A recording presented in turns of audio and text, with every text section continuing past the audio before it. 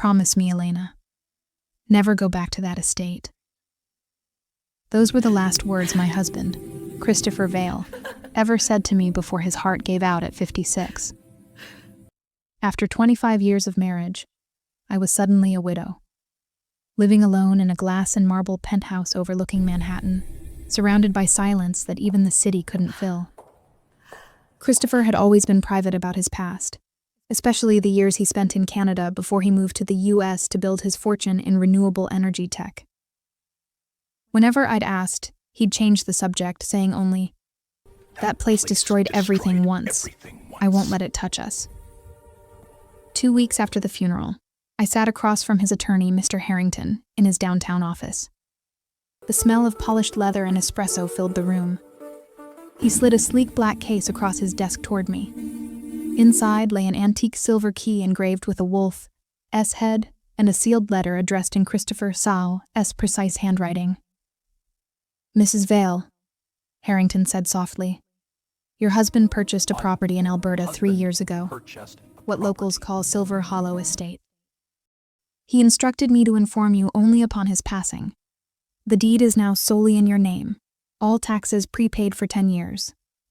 My stomach tightened. "The same estate he forbade me to visit?" He nodded. "Yes, but you should know something else. That land has become extremely valuable. There are confirmed lithium deposits beneath it. Several corporations have already inquired. Lithium, the new gold of the energy world." Christopher had never mentioned it. We'd lived comfortably, yes. Ferraris in the garage, charity galas in Monaco, but nothing close to billionaire wealth. So why keep something like this a secret? I opened the letter, the faint scent of his cologne still clinging to the paper. "My dearest Elena, if you're reading this, I'm gone. Silver Hollow holds everything I could never say. About my family. About the life I built before you. I know I made you promise never to go there. I release you from that promise now. Go. Once." On the desk in the main house is a tablet. The password is the date of our first trip to Paris, followed by your maiden name. "With love always, Christopher." Tears blurred my eyes. Even from beyond the grave, he was still orchestrating mysteries. "I'm going to Canada," I told Harrington, tucking the key into my Louis Vuitton handbag. He hesitated. "Mrs. Vale, Christopher's half-brothers have already filed notice contesting the will. They claim he wasn't of sound mind when he bought the property." I rose, composed but resolute. "Then they can meet me there. I'll see for myself what my husband was protecting." 48 hours later, after a private jet flight to Calgary and a long drive in a rented black Range Rover through mist-shrouded hills, I arrived at towering iron gates embossed with a silver wolf. Beyond them stretched rolling acres of pine and glassy lakes, and in the distance, a mansion gleaming like a memory resurrected. As I turned the key, the gates swung open silently. The estate unfolded before me. Manicured lawns, a cobblestone drive lined with Bentleys under white covers, a house of marble and cedar framed against the mountains. Yet an unease stirred beneath the beauty. Why had he built paradise on the soil he swore to forget? Inside, the grand foyer took my breath away. Chandeliers of Venetian crystal, oil paintings of stallions in motion, and at the far end, a mahogany desk where a tablet awaited with a single white rose atop it. Before I could reach it, tires crunched on the gravel outside. Through the vast windows, headlights glowed. A convoy of black SUVs rolled up the drive. 3 men stepped out, tall, sharp-suited, with the same steel-blue eyes as my late husband. The Vale brothers. And from the look on their faces, they hadn't come to mourn. Elena has just crossed the threshold of her husband's greatest secret. But the men waiting outside believe Silver Hollow should never have been hers. When she opens the tablet, the truth Christopher hid may change everything. The front doors of Silver Hollow creaked open as the storm clouds gathered above the valley. I stood in the marble foyer, my heartbeat echoing louder than the wind outside. The men who stepped from the SUVs didn't look like mourners. They looked like a boardroom takeover in motion. The first to enter was Victor Vale, the eldest, mid-50s, tall, silver hair combed like steel, wearing a charcoal Armani suit and an expression that could cut glass. Behind him came Adrian, younger, with the smug confidence of someone used to winning, gold cufflinks flashing with every movement. The last was Julian, barely 40, handsome but cold, his eyes the same shade of storm gray as Christopher's. "Elena," Victor said, his voice smooth but hollow. "You shouldn't have come here." I met his gaze without flinching. "Funny. I could say the same." Adrian smirked. "Our late brother clearly didn't mention you in his investment circle. You don't know what this property really is." "He mentioned enough," I replied. "He bought it. He owned it. And now, it's mine." Victor's eyes narrowed. "That's precisely what we're here to discuss. Christopher was not in the right state of mind when he acquired this land. It was sentimental nonsense. He grew up here, you know. Thought he could rewrite the past." I stiffened. Grew up here? That detail had never surfaced in 25 years of marriage. Julian stepped forward, voice low but sharp. "You think this was just an estate? You have no idea what's buried under it." Before I could respond, lightning flared outside, flashing across the polished floors. I turned slightly, noticing the tablet Christopher had mentioned. Sleek, silver, glowing faintly on the desk like a heartbeat waiting to be touched. Victor followed my gaze. "Don't," he warned. "Why?" I asked quietly. "Because whatever's on that device doesn't belong to you. It belongs to the Vale legacy. Then it belongs to me," I said, walking toward the desk. "Because your brother made me part of it."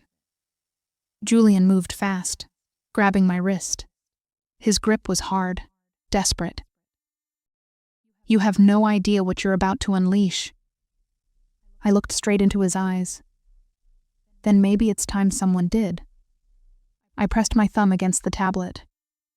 It flickered to life, Christopher's name flashing briefly before a video file opened automatically. His face filled the screen, familiar and heartbreaking, framed by the soft light of this very room. "If you're seeing this," Christopher began, "then my past has finally caught up with my present." The brothers froze. Even Victor's mask cracked for a fraction of a second. "Silver Hollow wasn't just land, Elena," the recording continued. "It was the foundation of my family's first fortune, and their first sin. The lithium here made my ancestors wealthy, but the way they claimed it destroyed hundreds of lives.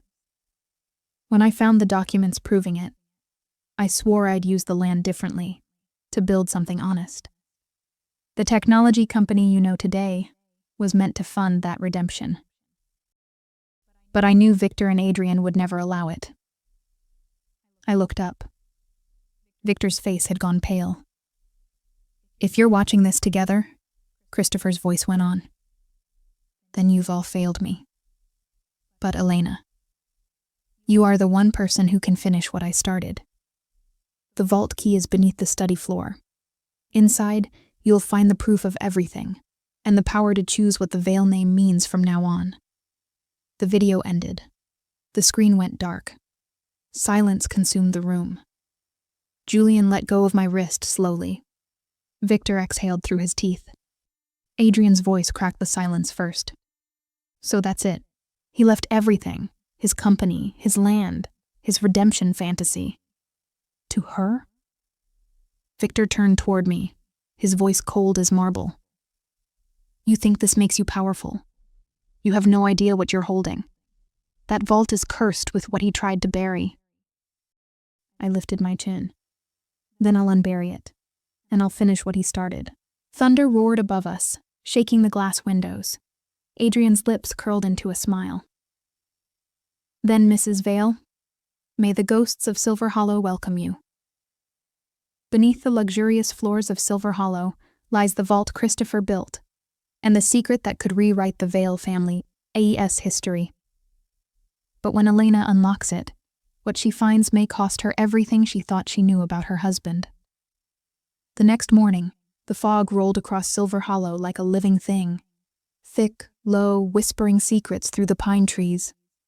The Vale brothers had left just before dawn, after hours of cold arguments that went nowhere. Victor's final words still echoed in my mind. "Walk away while you still can, Elena." That vault was the beginning and end of everything. But I had already made my decision. I dressed deliberately, in a fitted cream silk blouse, diamond earrings, and a beige trench that matched the muted light. Luxury wasn't armor, but it gave me composure, the kind Christopher had always admired. With every click of my heels on the marble floor, I felt closer to him, and further from their warnings. The study was silent, the scent of aged wood and leather lingering in the air. Christopher A.'s note in the video replayed in my mind. "The vault key is beneath the study floor." I moved the antique Persian rug aside, revealing the smooth oak panels beneath. My heart pounded as I knelt, feeling along the grain until I found a barely noticeable groove. A hidden latch. I pressed it, and with a soft hiss, a section of the floor lifted upward like a secret breathing its first breath. Beneath it was a staircase descending into darkness. I hesitated only a moment before switching on the small flashlight from my phone and stepping down. The air grew cooler, denser. The smell of metal and earth mixed with something faintly sweet, like old wine. When I reached the bottom, the beam illuminated a steel door embossed with the same wolf emblem as the key. My hand trembled as I slid the silver key into the lock. The mechanism clicked softly, like it had been waiting years to be touched again. The door swung open. What lay inside was not a typical vault of jewels or currency. It was something far stranger. Rows of leather-bound ledgers, dating back over a century, lined one wall. On another, blueprints and geological maps showed detailed sketches of Silver Hollow's terrain, marked with symbols and handwritten notes. In the center of the room sat a sleek modern table with a velvet box atop it, and a digital safe beside it, glowing faintly in the dark. I opened the velvet box first. Inside lay a single gold pocket watch engraved with CV, its glass cracked, but still ticking. My husband's initials. I pressed the clasp, and it opened to reveal a small photograph. A boy standing beside a man in mining gear, both smiling beneath the same mountain skyline visible through the estate windows. Christopher. And his father. The ledgers, however, told a darker story. I flipped through them, page after page of transactions, contracts, and payment logs from decades past. The Vale family had built their original empire not through innovation or business acumen, but through land seizures and manipulation, exploiting the very miners who worked beneath them. Christopher's ancestors had taken everything, leaving behind a trail of unpaid debts and vanished families. As realization settled in, tears pricked my eyes. No wonder he'd been haunted. No wonder he wanted redemption. Then I noticed the glowing safe.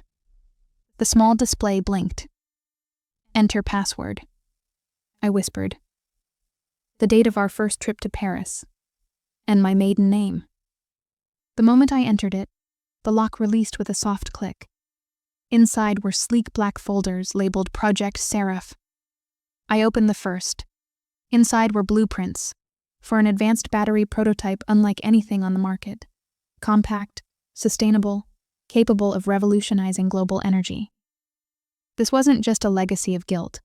It was a plan for the future. Christopher had been building a technology that could change the world, something the Vale brothers would never have allowed. I sat there in the quiet hum of the vault, realization flooding through me. The lithium wasn't for profit. It was for purpose. He'd hidden the discovery here because he knew greed would devour it otherwise. Suddenly my phone buzzed. A message appeared from an unknown number. "You shouldn't have opened the vault, Mrs. Vale. Some secrets should stay buried." The message was followed by a photo. Grainy, taken from outside the estate's gate. A silhouette of a man standing beneath the wolf insignia. The chill that swept through me had nothing to do with the underground air. Someone was watching. I clutched the pocket watch, whispering, "Christopher, what have you left me in the middle of?" Above, thunder rolled through the valley, as if the estate itself was answering. Elena has uncovered the Vale family, S buried sins, and her husband, S final invention. But now someone knows she, S opened the vault. As shadows close in around Silver Hollow, the line between legacy and danger begins to blur. The rain came that night without mercy. Heavy, relentless, washing over the glass walls of Silver Hollow, like the sky was trying to cleanse it of its history. Every drop against the window sounded like a warning. I kept replaying that text in my mind. "You shouldn't have opened the vault, Mrs. Vale. Some secrets should stay buried." The photograph had vanished from the message after a few seconds. The shadowed figure under the wolf gate, erased like smoke. Whoever sent it was close enough to know what I'd done, but far enough to stay hidden. I walked through the dimly lit corridors, each step echoing across marble floors. The estate, magnificent by day, felt haunted by night. Chandeliers swaying slightly in the draft, portraits watching with ghostly patience. I checked every lock, every door, every window. Nothing broken, nothing obvious. Still, that feeling, the cold press of unseen eyes, never left. By midnight, I couldn't stand the silence anymore. I slipped into Christopher's old Aston Martin parked under the portico and called Charles Harrington, the attorney. "Mrs. Vale?" His voice was thick with sleep. "It's past midnight. What's wrong?" "Someone knows about the vault," I said quietly. I received a message, a photo from the gates. A pause. Then, "You're certain it wasn't one of the brothers?" "No. They'd want me to know it was them. Whoever this is. They're hiding." "I'll dispatch private security from Calgary," he said firmly. "Stay inside. Lock the estate. And Elena..." His tone softened. "Don't go looking for answers tonight." But I had already decided the opposite. When the call ended, I returned to the study. The storm outside flashed white through the windows, illuminating the ancient ledgers and blueprints I'd left open. I picked up one of the maps Christopher had drawn. It showed underground tunnels stretching beneath the estate toward the forest line. Next to one of the passages, he'd scrawled in ink, "Old Mine Number 3, sealed but not forgotten." The handwriting was urgent, almost fearful. Another flash of lightning revealed something in the reflection of the glass. Movement. I spun around. Nothing. But then, a soft click echoed from down the hallway. The back door. Every instinct screamed run. Instead, I reached for the silver letter opener on Christopher's desk, its edge dull but comforting in my hand. The house creaked under the weight of the storm as I crept toward the kitchen corridor. And there he was. A figure in a black raincoat, dripping water onto the marble floor, standing just inside the open door.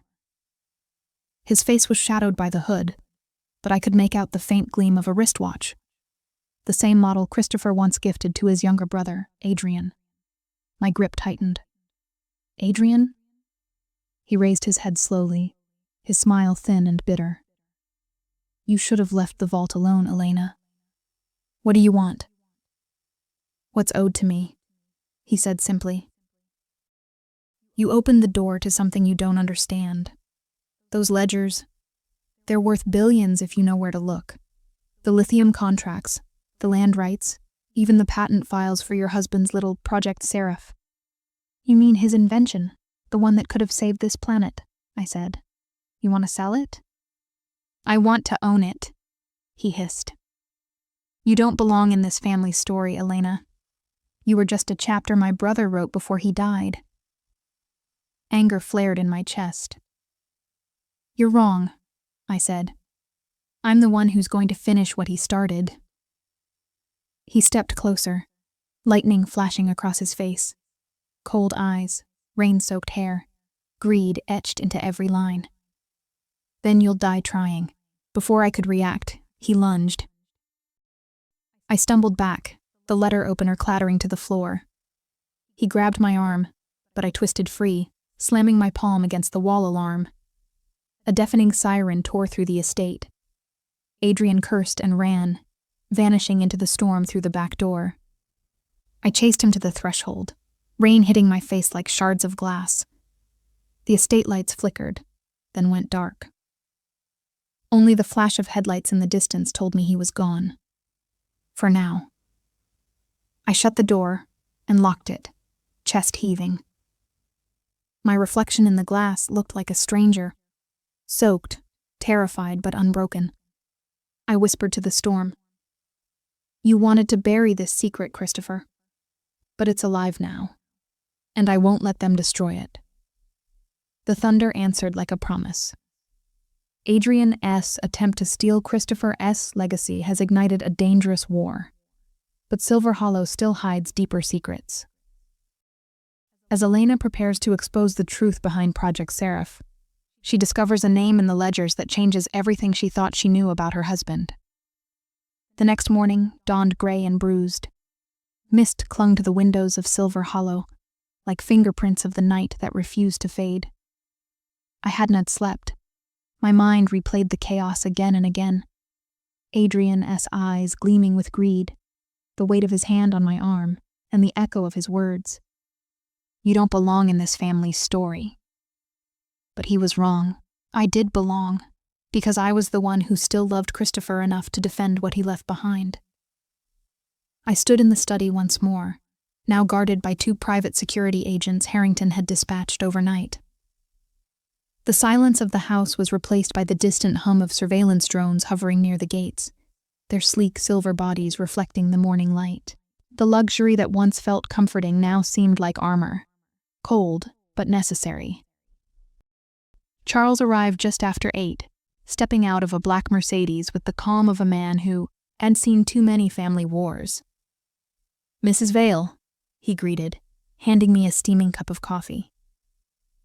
"I've already spoken to local authorities. Adrian's vehicle was spotted heading toward Banff before sunrise. For now, you're safe." "Safe?" I repeated quietly, staring at the antique desk. "No one in this family was ever safe, Charles. Not from the truth." He followed my gaze to the stack of ledgers. "You think there's more in there?" "I know there is." I flipped open another volume. The pages yellowed, the ink smudged from decades of dust. Each entry was a transaction record, a window into how the Vale Empire was built. But then, halfway through one ledger marked 1943, a name caught my eye. Eleanor Vale. Confidential disbursement. $50,000. I froze. "Eleanor," I whispered. Charles frowned. "A relative?" I shook my head slowly. Christopher never mentioned an Eleanor, but look at the date, 1943. This would have been his grandmother's generation. There were more entries, all under Eleanor's name. But then, suddenly, the payment stopped. Beside the final one, written in Christopher's handwriting years later, was a single line. "Debt never repaid." My throat tightened. I turned the page, and what I saw made my breath catch. Attached to the next sheet was a black and white photograph. A young woman standing in front of Silver Hollow, holding a baby in her arms. Scrawled beneath it were the words, "Eleanor Vale and her son, Christopher, 1965. The room spun. "That's impossible," I whispered. "Christopher told me he was born in 1967, in Toronto." Charles leaned closer. "If this is accurate, then he was born here. And Eleanor, she wasn't his grandmother. She was his mother." The realization hit like thunder. Christopher had rewritten his own origin story. The shame, the secrecy, it all traced back to here. The Vale brothers weren't his half-siblings by blood. They were his uncles. He wasn't just the heir to their empire. He was the son they had erased. Charles exhaled slowly. "That explains why he bought the estate, why he buried his history. He wasn't reclaiming wealth, Mrs. Vale. He was reclaiming himself." Tears blurred my vision. And now they want to erase him again, through me. I brushed my fingers over the old photograph, the woman's eyes soft, protective. Eleanor Vale, I murmured. He built Project Seraph for her, didn't he? That's what he meant by redemption. It wasn't just about the land. It was about restoring her name. Before Charles could respond, one of the guards entered, pale and breathless. Mrs. Vale, there's movement near the south gate. Security feed shows a convoy of vehicles. Not Adrian this time, Victor Vale's car. Charles's voice dropped. It's starting again. I closed the ledger and rose, my silk robe brushing the floor like armor. Then let him come, I said. If the Vale brothers want to rewrite history, they'll have to do it in front of the truth. Through the tall glass windows, I could already see the headlights cutting through the fog. Victor's silhouette stepped out of the car. Sharp, deliberate, ready for war. But this time, I wasn't the grieving widow anymore. I was the keeper of Christopher's legacy, and I had every intention of defending it. Victor Vale has returned to reclaim what he believes is rightfully his. But Elena now holds the truth that could destroy the entire Vale dynasty. As the storm gathers for the last time at Silver Hollow, one final revelation will decide whether redemption or ruin becomes their family's true inheritance. The storm returned that evening, darker, heavier, as if the heavens themselves were preparing to witness judgment. The air crackled with electricity, and the vast halls of Silver Hollow shimmered in the flicker of lightning. Outside, Victor Vale's convoy of black vehicles lined the circular driveway like an invading army. I stood by the grand piano in the foyer, dressed in a fitted black velvet gown. My hair was pinned back, my pearl necklace glinting beneath the chandelier.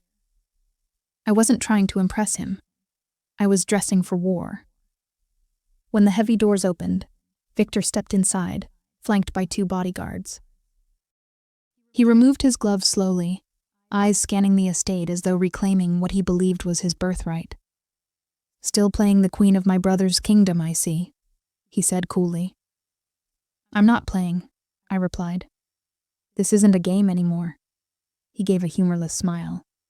Everything in this family is a game. My brother was the only one who didn't understand the rules. And look where that got him. My pulse quickened, but I held my ground. He understood them better than anyone. He just refused to play dirty.